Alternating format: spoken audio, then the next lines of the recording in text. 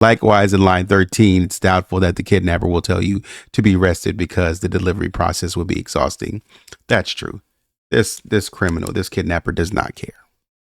They don't care about it. And so we see that what we're finding when we look at this note and we analyze this note and we break down this note, that we're given too much information, but we're not given the right information. It's like, how do you say a bunch of things, but you say nothing at the same time, is essentially what it is. So there is some debate that if the word attaché was written with an accent placed over the letter E in the note, the word you appears above the word attaché. Oh yeah, so we don't know if there's a accent placed over it. In the note, the word you appears above the word attaché, so the downward stroke of the letter Y, yeah, falls close to the letter E in the word attaché. At the end of the downward stroke, there appears to be a little curve. Some people think it's an accent mark that blended in with the letter Y, and some think it's part of the letter Y. This could be a clue to the writer's identity, since most people do not use this special character. However, since we are uncertain if it is an accent, won't comment any further. Examining the pronouns, we find crime was not committed by a group. If you are writing for a group, you will have a group mentality. Your language will continually reflect there are several people. First paragraph, 5 times the writer used a plural pronoun. However, in lines 11 to 13, the writer uses singular person, the singular pronoun I. He should have written, we will call you and we advise you to be arrested. In line 17, he used a singular pronoun my. Changing pronouns indicates deception. You can easily see this. So, said 11 and 13. You will put the money in the brown paper bag. I will call you. I advise you to be arrested. And then it switches back to we monitor you. Out. And then we might call. Okay.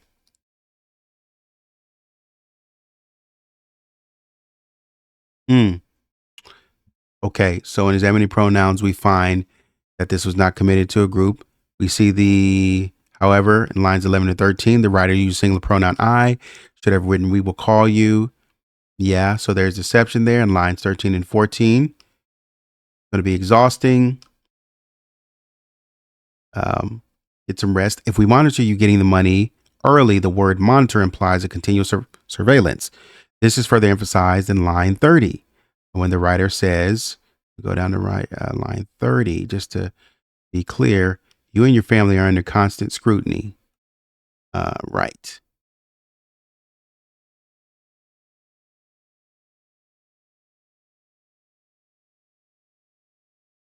Right.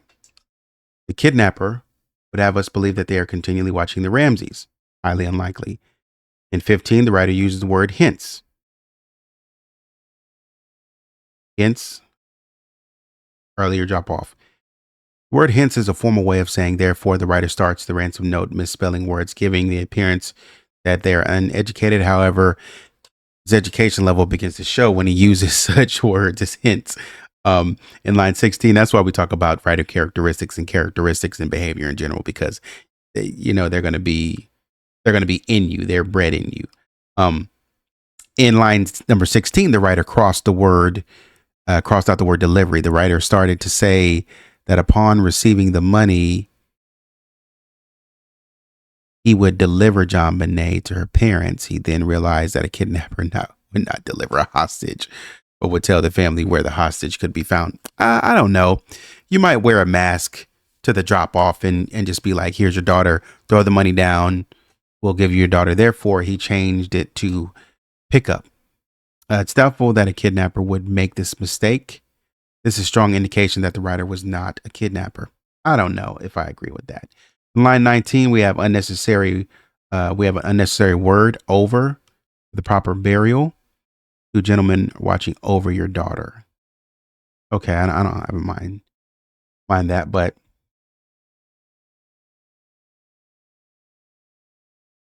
Unnecessary words are words that can be taken out of a sentence and the sentence still makes sense. Writer could have stated the two gentlemen are watching your daughter. Extra words gives us extra information. What is the difference between watching over somebody or watching someone? Best example I can think of is a reference to God. If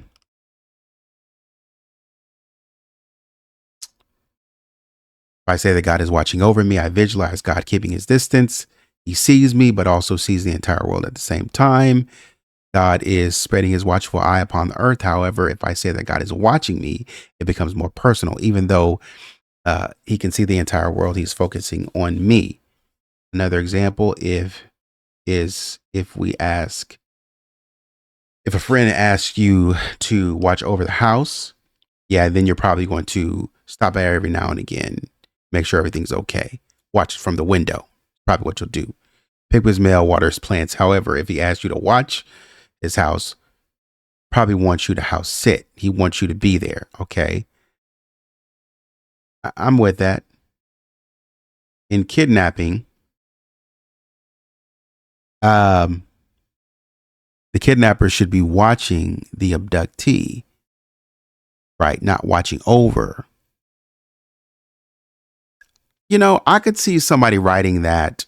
Again, I don't have a problem with that. I could see somebody saying that we're watching over your daughter, or we're keeping an eye on your daughter. I can see that.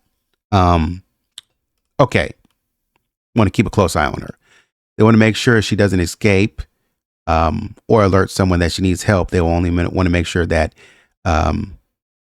she doesn't harm herself if being alive is dependent upon them receiving the ransom. Okay. When the writer of the ransom note says they're watching over JonBenét, the writer was telling us that they were not keeping a close eye on her. There are only two reasons why you should not closely watch your hostage. If you knew for certain that she was all right and could not escape, or if you knew she was dead. Now, I don't go that far. Since the dead body isn't going anywhere, it's something that you watch over based on the language used. It appears that the writer knew JonBenét was dead when writing the ransom note. I don't want to read. This is why I'm not saying I agree with everything, because there's bias. This is a biased opinion. I'm not saying that I don't agree with everything, but some things are being stated without proof. So it's a bias. It's a little bit of a bias until we have language or something that backs it up. Line 19 continues, stating we have two men watching over you, watching over your daughter, and they don't particularly like you, John. When we look at the copy of the ransom note, we find the writer originally wrote, "Do not particularly like you," or "do." The word "not" was then written above this space. Oh, that's where I saw that. Between the words "do" and "particularly," a line was then drawn to indicate the word "not" should be inserted there. Yeah. So they wouldn't have made that mistake.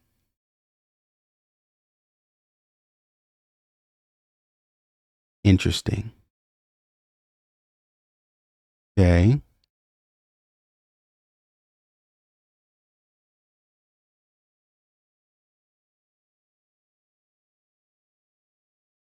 The two gentlemen watching over your daughter do not particularly like you. I advise you not to provoke them. Not very aggressive language. Because there's some places in this note that you're just like, what? That's childish. Indicate that a woman wrote this note. Other statements in the ransom note, such as "I advise you to be rested," also show a feminine touch. Saying JonBenét will be beheaded is very unusual. That beheaded is crazy. You jump from one end of the spectrum to the next. In the US, we generally don't talk about beheading people. This was put in a note to make it look like a foreign faction. 4 times the writer uses "she dies." if JonBenét was still alive, the writer would have or should have been speaking in the future tense, she will die. No, but it goes along with the context. If she does this, she dies. If she does this, she dies. It's like very movie-esque. Like it's very film or drama related. If you do this, you die. If you do this, I get that. Several movie references. Mm. Several movie references found in the ransom note in the movie Dirty Harry. Inspector Harry Callahan, Clint Eastwood, is looking for Scorpio, a man who kidnapped a little girl. When talking to Scorpio on the phone several times, Scorpio tells the inspector that if he does not follow his orders, that the girl dies, as opposed to saying the girl will die. In the movie, the girl was already dead. In the ransom note, JonBenét was already dead. Dang, bro. They said something earlier about the Ramseys using.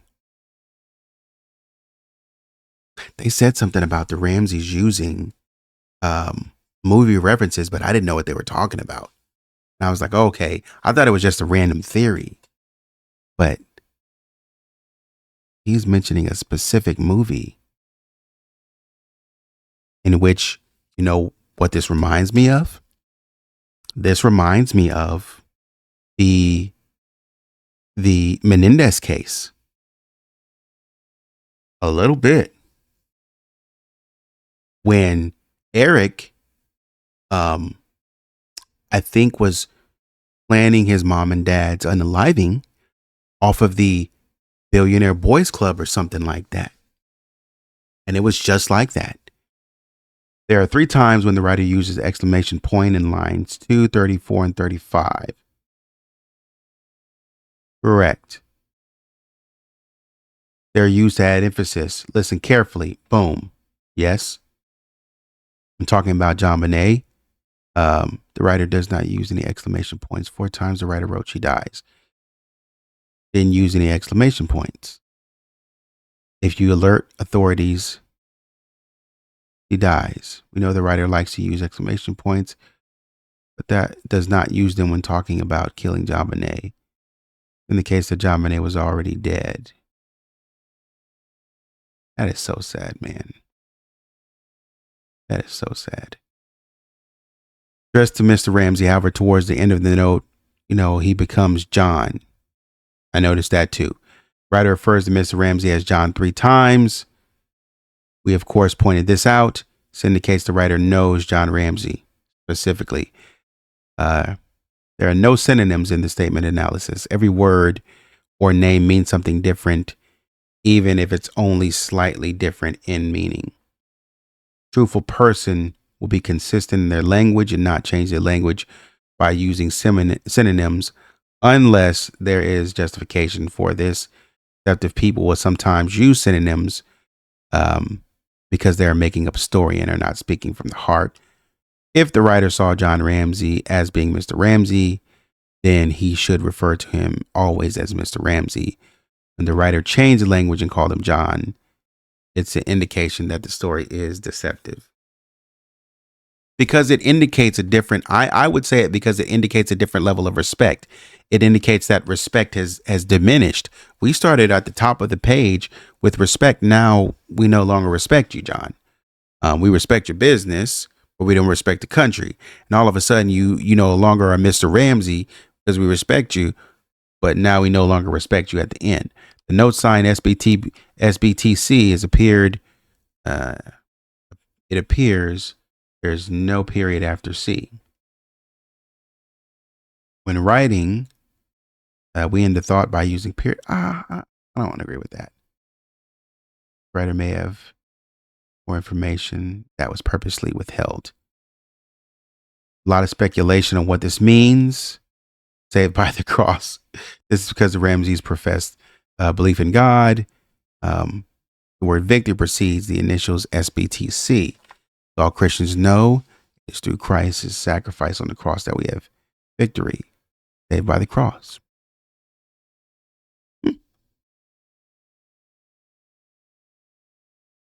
A lot of deception in the ransom note. Right, his own words tell us that there's deception. Ransom note was written as a ruse. Clue that there was not a kidnapping that turned into a murder, but a murder made look like a kidnapping. We can't exclude the Ramseys as being subjects because of this.